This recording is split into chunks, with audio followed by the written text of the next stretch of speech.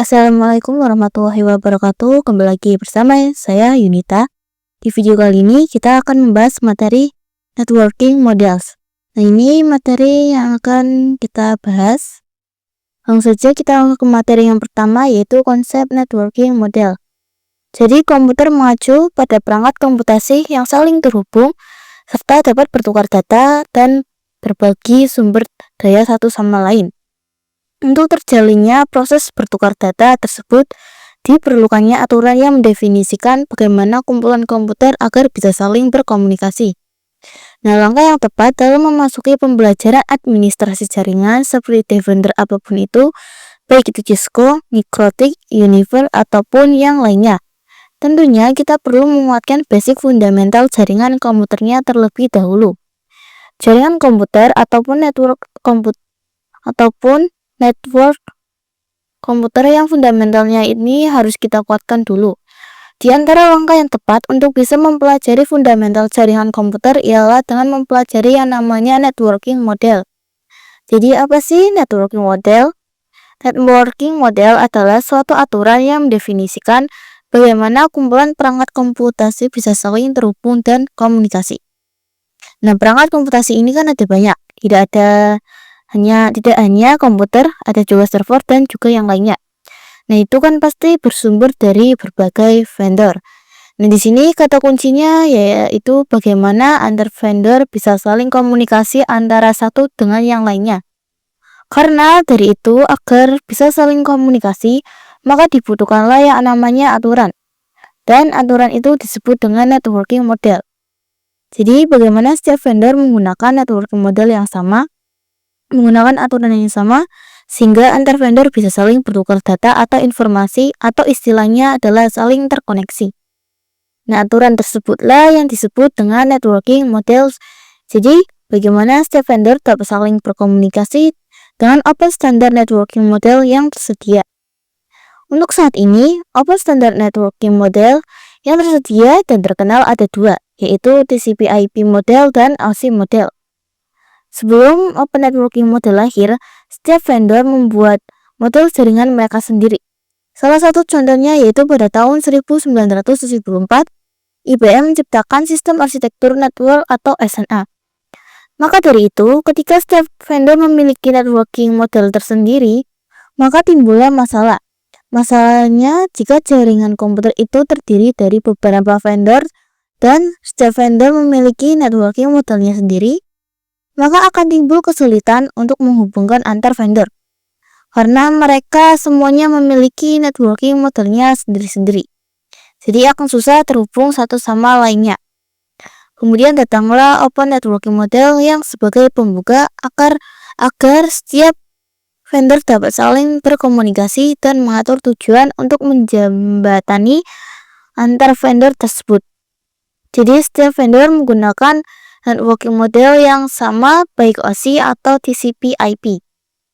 Nah, perbedaan OSI model dan TCP/IP model yaitu OSI model dibuat oleh Lembaga International Organization Standardization atau ISO. Sedangkan TCP/IP model dibuat oleh Department of Defense atau DoD. Dan untuk saat ini yang familiar dan paling digunakan ialah konsep dari TCP/IP model. Lebih sering dipakai untuk media pembelajaran itu sebenarnya lebih ke arah OSI model. Tapi jangan khawatir karena keduanya sama. Pembahasannya terkait aturan jaringan komputer mungkin ada perbedaan di bagian mananya, nanti kita akan simpul bersama-sama. Jadi saya tegaskan lagi, untuk saat ini yang familiar dan paling digunakan adalah TCP/IP. Meskipun OSI model lebih sering dipakai untuk media pembelajaran, tetapi tujuan dari keduanya sama, yaitu untuk terkoneksi antar vendor. Setelah open networking model eksis, setelah muncul dan tersedia, maka setiap vendor bisa saling komunikasi karena menggunakan finish networking model yang sama, baik itu dari vendor IBM, ataupun vendor Mikrotik, ataupun vendor Cisco. Karena mereka menggunakan networking model yang sama, semua vendor bisa saling komunikasi. Jadi ini merupakan konsep di networking model. Untuk saat ini yang familiar dan sering dibenarkan adalah TCP/IP. Meskipun TCP IP lebih sering dipakai untuk media pembelajaran, akan tetapi tujuan dari keduanya yang sama, yaitu untuk terkoneksi pangkat kompetensi yang berbeda-beda network. Jadi, TCP IP itu mendefinisikan suatu protokol agar antara paket komputasi utamanya yang berbeda network itu bisa saling komunikasi. Nah, untuk membantu dalam memahami networking model ini, maka setiap networking model itu dipecah menjadi bagian-bagian kecil yang disebut sebagai layer. Secara dokumentasi, TCP/IP model terdiri dari 4 layer. Namun, penerapan dalam real networknya, TCP/IP lebih mudah untuk dibagi menjadi 5 layer. Nah, layer ini dibaca dari urutan yang terbawah.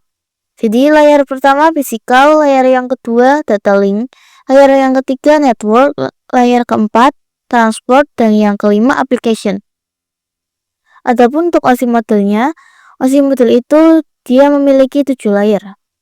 Nah, pada application layer ini berfungsi sebagai antarmuka dengan aplikasi.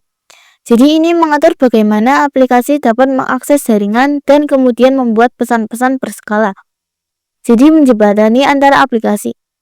Nah, setiap layer memiliki contoh peletakannya tersendiri.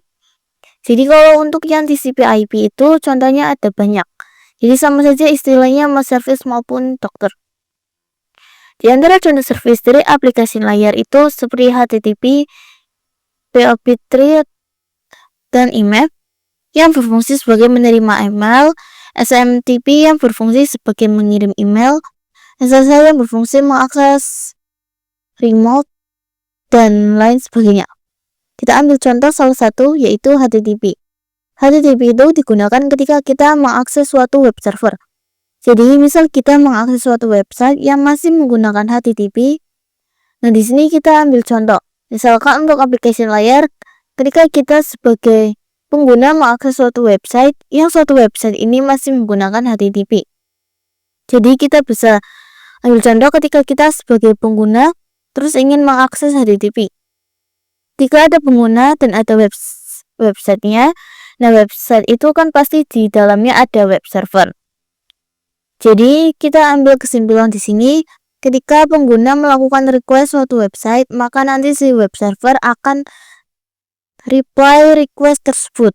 Ini balasan requestnya terdiri dari HTTP header. Di dalam HTTP header itu akan ada banyak sekali informasi. Di antara informasinya adalah informasi status. Di antara informasinya ada banyak informasi status yang diantaranya ada 200 atau OK, atau yang statusnya itu berhasil, dan yang 404 atau not found itu merupakan standar statusnya yang gagal. Jadi di sini fungsi dari transport layer adalah menyajikan atau memberikan service ke application layer, yaitu sebagai transport data. Dan perlu kalian ketahui bahwasannya jika di application layer itu kan terdiri dari banyak sekali contoh protokol seperti HTTP, POP3, IMAP, dan lain sebagainya. Tetapi jika di transport layer hanya ada 2 protokol yang sering digunakan, yaitu TCP dan juga UDP. Jadi untuk perbedaannya kalian bisa lihat di sini. Jadi TCP ini lebih dapat diandalkan dan TCP digunakan untuk IP karena support error checking.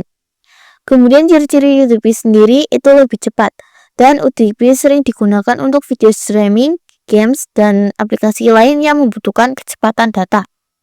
Kita ambil salah satu contoh fungsi transport TCP. Salah satu service yang disediakan oleh transport layer khususnya pada TCP itu adalah error mechanism atau error recovery mechanism. Jadi kita bisa lihat ilustrasinya di sini. Cara kerja error mechanism yang disediakan oleh TCP ketika ada klien melakukan request ke web server suatu websitenya. Jadi kan kalau sebelumnya di aplikasi layer itu kan melakukan request ke web server, terus di reply menggunakan HTTP header. Nah di sini ketika sudah memasuki tahapan transport layer, itu nanti akan ada tambahan-tambahan yang bisa kita lihat di sini. Kalau misal di aplikasi layer itu responnya berupa HTTP response yang berisikan HTTP header dan data. Nah, pada bagian transport layer, HTTP header dan data tersebut akan ditambahkan dengan TCP header yang nantinya akan dibungkus menjadi segmen yang kemudian nantinya akan ditransport ke perangkat jaringan, yaitu layer ketiga nanti. Nah, untuk ciri-ciri protokol TCP ini, jika terjadi kejadian masalah respon dari web servernya, error atau hilang, maka klien akan melakukan request lagi dan web server akan mengirimkan ulang untuk paket yang hilang dan memastikan data yang terkirim dengan baik. Sedangkan UDP, jika terjadi kejadian masalah respon dari web servernya, error atau hilang, maka web server tetap mengirimkan meskipun ada paket yang hilang. Jadi jika kalian ingin mengirim atau mengirimkan data itu lebih baik menggunakan protokol TCP, dan jika kalian melakukan video streaming, games, atau lain-lain itu lebih baik menggunakan protokol UDP. Network layer itu merupakan layer yang ketiga, baik itu AC model atau TCP IP model. Nah, di sebelumnya, application layer dan transport layer itu kan memiliki contoh-contoh protokol. Nah, sedangkan network layer itu hanya ada satu protokol, yaitu IP atau biasa kita sebut dengan IP address, yang dimana ini merupakan network layer, salah satu protokol dari network layer yang digunakan untuk mengadreskan komunikasi antar perangkat jaringan. Nah, untuk IP itu merupakan nama dari perangkat komputasi. Jadi, kayak pemberian nama pada suatu perangkat di jaringan yang berguna untuk bisa berkomunikasi antara perangkat dengan perangkat lainnya. Nah, IP itu menyediakan dua fitur yang sangat penting, yang dinamakan dengan addressing dan juga routing. Kita bahas yang pertama terlebih dahulu, addressing. Itu kembali ke istilahnya yaitu IP address. Jadi kalau yang addressing itu membawa IP address itu tersendiri, yaitu memberikan nama pada perangkat di jaringan komputer. Karena apa? Karena setiap perangkat jaringan memerlukan alamat komunik di jaringan komputer. Sama seperti layaknya kita, seperti ingin berbicara dengan teman kita, itu kan pasti memanggil dengan namanya. Nah, begitu pula dengan jaringan komputer. Nama di sini diidentikan dengan IP address, yaitu yang berbasis angka.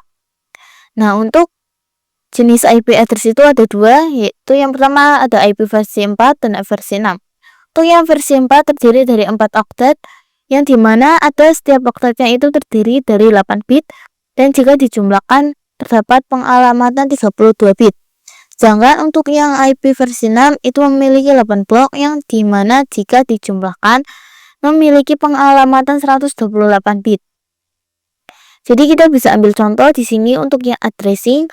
Ketika suatu perangkat memiliki IP address yaitu namanya 1.1 dan perangkat lainnya memiliki 1.2, selama memiliki nama, maka jika ingin berkomunikasi, maka tinggal ditunjukkan ke nama.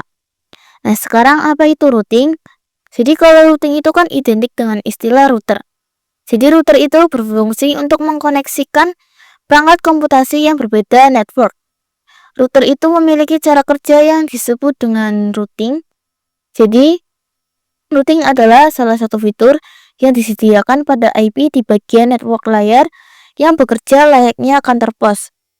Nah, kita bisa ambil contoh implementasinya dari gambar ini. Dari ilustrasi ini, kalau misalkan kita ingin mengirimkan paket, pasti lewatnya counter POS.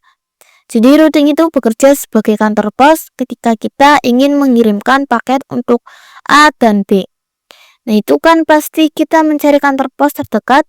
Nanti dari counter POS terdekat akan difilter rute tercepat mana yang bisa mencapai alamat yang dituju. Nah, kalau misalnya diimplementasikan pada jaringan komputer, maka counter POS ini diibaratkan sebagai rute. Ketika perangkat ingin komunikasi dengan perangkat yang dituju, maka dia mencari rute terdekat untuk bisa mencari jalur yang tercepat. Untuk data link layer itu mendefinisikan protokol yang dibutuhkan oleh physical layer. Sebenarnya physical layer itu apa? Physical layer adalah cabling pada suatu jaringan komputer. Jadi istilahnya mendefinisikan secara fisik apa yang digunakan untuk menghubungkan antar device. Jadi misal aja perangkat apapun itu, jadi ingin saling terhubung dan ingin saling terkoneksi, ini perangkatnya itu apa gitu. Ini perangkatnya ini apa gitu kan. Cablingnya itu menggunakan apa? Nah, ini bisa menggunakan wired ataupun wireless. Nah, kalau wireless itu menggunakan kabel ataupun yang wireless menggunakan nirkabel. Jadi misalnya kita mempunyai suatu perangkat yang ingin komunikasi dengan perangkat lainnya, maka dibutuhkan perantara yang dihubungkan, baik itu menggunakan wireless ataupun menggunakan wireless. Jadi, physical layer mendefinisikan secara nyata apa sih yang digunakan dan diperlukan untuk menghubungkan antara perangkat itu menggunakan apa, menggunakan wired atau menggunakan wireless. Dalam hal ini, bisa kita menggunakan kabel UDP untuk yang berbasiskan wired, sedangkan menggunakan gelombang elektromagnetik untuk yang berbasis wireless. Jadi, di mana layer ini berfungsi untuk mendefinisikan protokol yang dibutuhkan oleh physical layer. Jadi, untuk yang data link layer itu berfungsi untuk mendefinisikan protokol yang dibutuhkan oleh physical layer. Salah satu fitur yang tersedia pada data link layer adalah FCS atau Frame Check Sequence. FCS yang berfungsi untuk Error Detection Mechanism. Nah, ini hampir mirip dengan yang ada di TCP, di transport layer yang ada di TCP. Nah, kita di sini bisa lihat perbedaannya. Kalau yang ada di data link layer itu error mechanism-nya berbasis detection. Akan tetapi, kalau misalnya yang ada di transport layer, yang terutama di bagian protokol TCP, itu dia nggak cuma detection, dia juga melakukan recovery. Jadi dia ada perbedaan antara yang dilakukan oleh TCP pada transport layer dan juga FCS yang dilakukan oleh data link layer. Kita beranjak ke pembahasan selanjutnya, yaitu encapsulation dan decapsulation. Jadi bagaimana data-data melewati setiap layernya itu? Proses apa yang dinamakan pada kejadian tersebut? Di sini terdapat istilah encapsulation dan decapsulation. Encapsulation itu memiliki definisi, yaitu membungkus data dengan beberapa header. Bisa kita lihat pada ilustrasi gambar samping. Jika kita memiliki data yang awal mulanya berawal dari application layer yang kemudian diarahkan ke transport layer, ini ditambahkan TCP header ataupun UDP header. Nah, pada bagian ini, nama dari message ini adalah segmen. Jadi ketika data sudah dibungkus dengan TCP header ataupun UDP header, maka bagian message ini dinamakan dengan segmen. Kemudian kita sudah sampai bagian transport layer dan ingin diteruskan ke layer berikutnya, yaitu ke layer network. Di bagian layer networknya ini akan ditambahkan dengan IP header. Jadi awal mulanya dari data, kemudian di transport layer ditambahkan dengan TCP header, dan di bagian network layer itu akan ditambahkan IP paket. Lanjut, ketika sudah sampai data link, ketika kita arahkan ke data link layer, itu nanti akan ditambahkan data link header dan juga data link trailer. Nah, pada bagian ini, nama pada message ataupun pesan pada layer ini dinamakan dengan frame. Hingga ketika sudah sampai data link layernya, ketika dia ingin masuk ke layer berikutnya, yaitu layer yang terakhir, ke bagian physical layer, itu nanti sudah menjadi berbentuk bit. Jadi proses yang dilakukan oleh sender, jadi ketika suatu sender ingin melakukan pengiriman paket data ke receiver, nah maka proses yang terjadi pada networking model ini dinamakan dengan proses encapsulation yang dilakukan oleh sender. Nah, ketika sender ingin mengirimkan paket ke receiver, maka ketika sudah nyampe ke physical layer, ketika sudah sampai ke receiver, nanti pada proses receiver ini akan dilakukan proses decapsulation. Jadi decapsulation itu artinya perubahan agar menjadi data lagi. Jadi pas sampai di data link berbentuk seperti ini, nanti pas udah sampai ke network layer, itu nanti data link header dan data link trailernya dihapus. Kemudian sampai ke arah transport layer, nanti IP paketnya dihapus. Ketika sampai ke arah application layer, ke arah pengguna TCP ataupun UDP headernya juga dihapus, sehingga receiver sudah bisa menikmati data yang diterima. Kenapa TCP/IP lebih sering digunakan saat ini dan OSI model sudah tidak digunakan saat ini? Karena dari sisi perkembangan protokol dan juga perkembangan model, TCP/IP itu lebih dominan. Mengapa semua vendor sudah menggunakan yang namanya TCP/IP dan tidak menggunakan OSI model lagi seperti itu. Adapun OSI model sudah tidak digunakan lagi, akan tetapi untuk pembelajaran networking saat ini bisa dipatokan dan sering membahas juga. Sebenarnya kalau misalnya kita baca lagi terkait OSI model, sebelum network model ada, tiap vendor kan membuat atau memiliki networking modelnya masing-masing yang modelnya berbeda-beda, maka komunikasi antar vendor sulit dilakukan. Jadi, usaha untuk membangun suatu jaringan itu sangat besar. Jadi vendor yang tadi bagaimana berupaya agar tetap bisa berkomunikasi baik antar vendor satu dengan vendor yang lainnya. Oleh karena itu, di bawah Open Networking Standard, sebuah model atau sebuah standarisasi atau spesifikasi minimum oleh suatu bagian yang bernama ISO atau International Organization for Standardization pada tahun 1984, yaitu dengan nama OSI model atau Open System Interconnection. Nah, OSI model ini memiliki 7 layer. Sebenarnya antara OSI model dan TCP/IP model itu tidak terlalu berbeda. Di OSI model di bagian aplikasinya itu dipecah menjadi 3.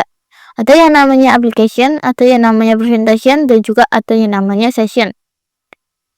Dan juga perbedaannya terdapat di bagian name of message for every layer-nya. Jadi kalau misalkan nama-nama message di setiap layer di TCP, ada yang namanya segment, IP packet, RAM, bit. Nah, di bagian OSI model itu ada istilahnya tersendiri. Jadi PTU-nya tetap sama, tapi disesuaikan dengan setiap layernya.